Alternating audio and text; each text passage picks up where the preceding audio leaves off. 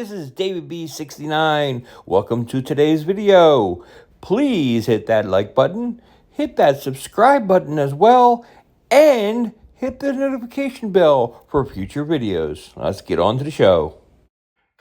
Hey everybody, this is David B69, and I am recording in the middle of the night. Why am I recording in the middle of the night? I can't sleep. Why can't I sleep? I can't sleep because I'm thinking about video games. I'm thinking video games from the previous decade, games that I want to reattack. I want to go back to these games and play them over again because they're so much fun. I just want to play. You just got to go back.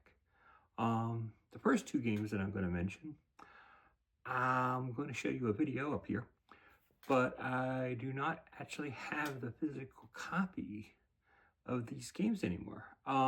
There's a couple games that I just, for one reason or another, just got rid of, and I do not have physical copies. I do have them digitally. I generally do not like doing games digitally, but there are a few exceptions. The first one is South Park, A Stick of Truth. Now the reason I have this one digitally is because it came with a fractured butthole on my PS4.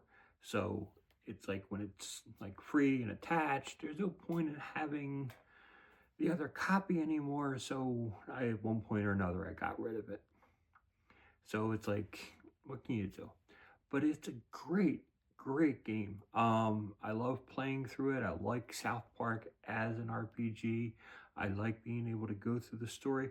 I mean, yes, it's very adult. If you have kids, you don't want them playing this game, but I'm going to suppose that you're a good parent and you know not to have your kids play a South Park game. I mean, it should just be one of those things. It should be an unwritten rule. I shouldn't have to say it to you. So I'm not. I mean, there's parenting guidelines on these things already, and I am not the ESRB. So enough said. Anyways, so that's number one, South Park, A Stick of Truth. Number two, the other game I do not have, and you will see it up here, is Batman, Arkham City. Batman. That it's also another great game where you're basically battling and fighting, and it's like the action builds up and builds up and builds up. And I normally don't like the push button fighting combat and combos and all that stuff. I'm generally not a huge fan of that. Like I'm not a fan of God of War. Just not a huge fan of that series. But for Batman and like even like Spider-Man, I kind of like enjoy the way the combat works, and it actually is fun for me, even though it is that kind of game.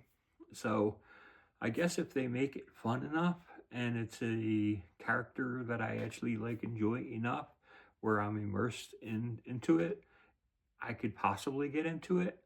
It's hard to say. I don't know what it says about me, but that's basically what I enjoy. So anyway, the next game, and like I said, every single game I'm going to try to have it where I point to the thing and it will just pop up. And I'm just confusing myself when I'm doing the editing later. Anyways, the next game is Uncharted 3. Now, Uncharted 3 is, I mean, next to 2 and everything, this one's like my favorite. 4 is like even better. But I'm just trying to go through games from like 2010 through 2019, basically that decade. I don't know if I said that originally. So if I didn't, I'm saying it now. So it's like 2010 through 2019, and that's the only games that are on this list. So I mean, as much as I'm into retro games, I'm not going over retro games here. I'm just going over these games that are from that decade, from 2010 through 2019. And Uncharted 3 is definitely a worthy game to go back and play and sink multitude of hours into, and it's well worth your time. The next game that's well worth your time to go into is Infamous 2. I love the Infamous games. I really don't understand why it just died off. I really don't understand it. Sucker Punch did such a great job with this. I really don't get it. When did this even release? 2011. But Infamous 2, absolutely incredible game. And you can see I show a little bit of it in that corner. Next game is, and I normally am not a huge fan of the Assassin's Creed series, but Assassin's Creed 3, there's just something about it because it has so much history in the game with being on a ship and doing these ship battles, and those ship battles were, there's a water physics and basically the battle and everything. You just felt like you're on a ship. I hate the escort missions. Probably like the one thing and one part of the game that I didn't enjoy is the escort missions. I'm just not an escort mission kind of guy. Give me games where I'm like fighting and I'm doing things and I'm disarming people and killing people. I'm cool with that. But give me a mission where I have to protect like this horrible weakling and he's an idiot and doesn't know how to stay the course. That's a problem for me. I really don't like that kind of thing, but it happens in all these Assassin's Creed games, and you just have to bite the bullet and just get out the frustration. But Assassin's Creed 3 is a well-worthy game to go back to. So, yeah, that's definitely why it's on my list. The next game that's on my list is Transformers Fall of Cybertron. I mean, I have this on both Xbox 360 and the PS3. The only reason I'm showing the 360 thing is because I actually have the slipcover version, where, I mean, you can see it basically is the same, but it's nice and protected. And it had a unique code. Download 5 Transformers More Than Meets the Eye episodes, $10 value. I have no idea if I ever unlocked it or whatever I did with it. Who knows? I probably did unlock it. I don't know. It was a long time ago. And next we got up is another game that I absolutely love. There was actually like 2 different versions of this on the 360 version. And it was kind of like 2 versions of this on the PlayStation 3 and the PlayStation Vita. That's Need for Speed Most Wanted, and I love this game. It's absolutely incredible. It is so much fun, and it's like even includes move support in this game. So when you're driving around, you can drive. Not a fan of that. I actually like the PlayStation 3 controls a little bit more. But I enjoy the actual game. I actually enjoy the actual story, and it makes it a lot of fun. Next game, I don't know if we'll be able to see this on the camera because I have the collector's edition. Final Fantasy 15. Like I said, it's hard to see the thing because you can.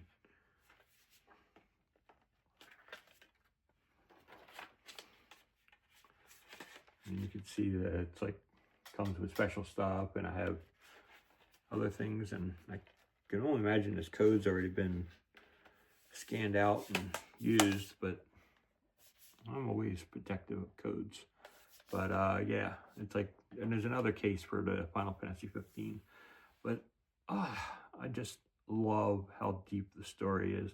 And I can go back and play in a Final Fantasy RPG and spend hours on it and have a great time, and it's definitely well worth playing. So yeah, if you haven't played Final Fantasy 15, spend some time on it. It is a lot of fun. I mean, there is points and stuff and everything that you want to pull your hair out. Um, but in the end game, it is a lot of fun, and it basically it's it's not tremendously hard. It's just a good story and it's fun to play. So that's my 2 cents on it. Next game is Red Dead Redemption 2. Now here's a little story for you. I say I want to go back. I have to finish this game. I have yet to, it's like every time I pick up and I play this game, I swear I just go in and I get so sidetracked into so many different things you can do. I'll start blowing up things, I'll start robbing trains, and then I get a wanted level, and I have to pay off that wanted level, and there's like all these different things. I kill myself in doing this stuff all the time. But it's like I have the collector's edition, I guess it's called, special edition. And it includes all the discs, and then there's just a map, I take it. Yeah, it's like this whole map of the game. So I don't know if you ever seen this or not. A lot of people just have digital and stuff. It's that, and then on the other side, do that, and now the things fall on the floor. But yeah, I absolutely love the game, but it's just a little frustrating that I haven't completed it yet. So I will get back to this game. It's probably one of the next things I'm gonna do. The nice before Christmas thing to do is play the Red Dead Redemption 2 game, because I want to finish it, and it would be nice before I try to start another game. So Red Dead Redemption 2, definitely something to go back. And the last game that I want to add here is Kingdom Hearts 3. Kingdom Hearts 3 is an absolutely tremendous game. Definitely lots of fun. I've basically played like, I don't know, 1.5 times so far. But I love the Kingdom Hearts series. I've gone through 1 and 2 at least twice. I think 2 I've actually done 3 times. And I'm trying to get through the second time with number 3.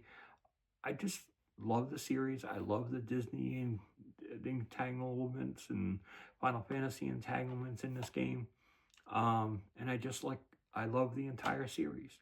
So let me know what you think. What are 10 games that you would say are very replayable from the 2010 decade? Leave your comments down below, or hit me up with your video link of your 10 games from that 2010 decade that you like to go back to because you really love it. So leave those comments down below. Please hit that like button. Please subscribe. I really do appreciate it. But I really do appreciate it. Again, have a wonderful month of December. I will be back with more videos soon. If you haven't been watching my other series, that's okay. Been basically enjoying playing Planet Coaster 2. I've wrapped up that series. That series is over. I'm actually done recording it. So I might go back to it at another time. But that's going to be like post sometime in January. Right now, I am done it. I'm trying to chill and relax. And that's why I was thinking of things from the past to go back and play, because that's what you do when you have a little bit of downtime. You try to get those wheels spinning and think. So anyways, until next time, this is David B69, and I'm out. Peace.